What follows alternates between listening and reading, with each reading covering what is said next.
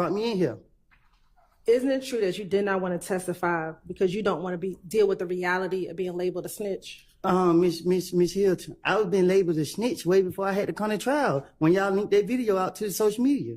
So the world look at me as a snitch no matter what goes on to this day. But me coming here, like I have put my faith in God's hands, and I come.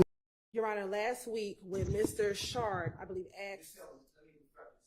He may not have. I just want to make that may not be accurate. I don't have any personal knowledge, or I was not told that. Last week when Mr. Shard asked he went down a line of questioning about this call being released. And Mr. Shard asked Mr. Copeland who was his belief, what was his belief of who released this recording? And the state objected, saying that it wasn't relevant who he believed released this video. The court overruled the state's objection. He was able to answer that question, which was he believed it was the state. Mm-hmm. And at this point, we believe that it is proper for the same reason that he was able to disparage that the state will release such a video. Okay, you need to be careful about what you're saying, because there are questions from the attorneys and then there are answers from the witness stand, and that's what the evidence is. And I do not believe that anybody on the defense side made the suggestion that the state had released it. I mean, the transcript will reflect what was asked and what was answered, but and maybe not disparage is the right word, but the question was asked, who do you believe released the video? And he says, I believe it was the state of Georgia. I believe that an appropriate line of questioning, Your Honor, is would he feel differently if he thought that the defense leaked it? And to give questioning about what his understanding of, what Mr. Copeland's understanding is of what happened and what transpired when this video was released. Well, we already know what Mr. Copeland's belief and understanding is. But would it change if that's not what you asked, though? But I had to give some foundational questions in order to ask that question, in order to ask what my next question is. Because another question that I'm going to ask him, and it's something he alluded to earlier, was that after this video was released, Ms. Love, Investigator Long, Ms. Rolak all visited with him after this video was released to check on him, to make sure that he was okay. And he alluded to that earlier when he thought I was present at the meeting. And all of this happened around the time that the video was leaked.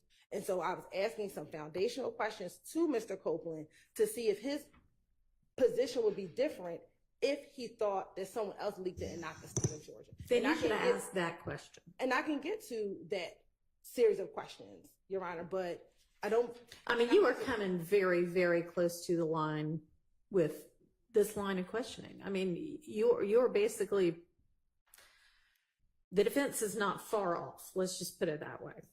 So I can move to my last two questions regarding this, which is who came to visit him after the video was released, and would he feel differently if he believed that the defense leaked the video?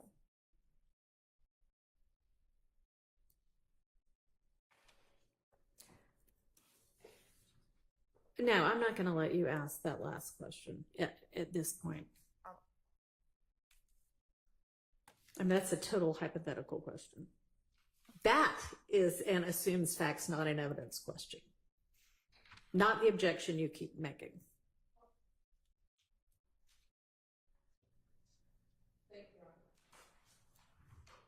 Your Honor, I feel compelled to just make a brief record.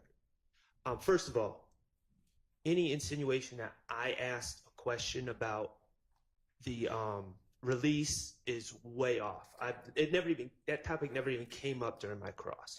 You know what, and I know you're not finished, but let me just say that I believe that this jury is paying attention and that they have enough wherewithal to remember what actually happened, and for questions that are potentially misleading, I'm not sure why they're being asked, but I think the jury's gonna take note of what got said, and I understand, but you know, I think the jury is doing what they have been told to do, which is to pay attention to the evidence, not the questions.